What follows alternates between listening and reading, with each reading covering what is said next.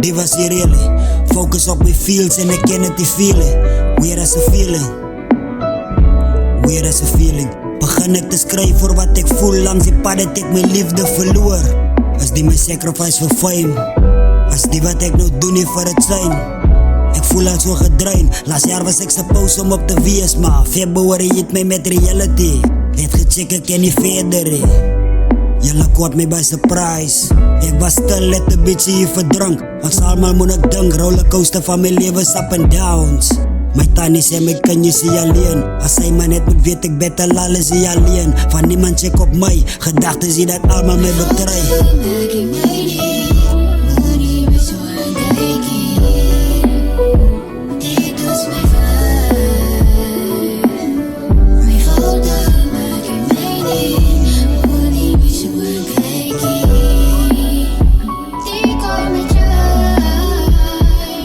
Sê my foute maak jy my nie anga, voel ek hier dit opstaan. 'n man se lewe bly open, toe maak soos 'n stopkraan.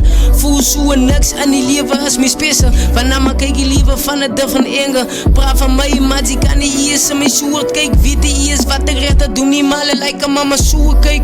Besig om te sien dat ek hang net met my soortyd. Focus op die business, laat werk my brein sommer oortyd. My keuses wat ek maak, kom altyd met het challenge. Verwag net ek moet faal, maar my gedagtes bly gebalance. As ek so terugkyk, sal ek altyd klik. My foute was hier so bad, maar dan maak het my weer siek. As jy nie weet, dat 'n man kan ook huil. Of wat moet ek sê, boom, die goed is so hard om te explain. Of om te complain, wie die be.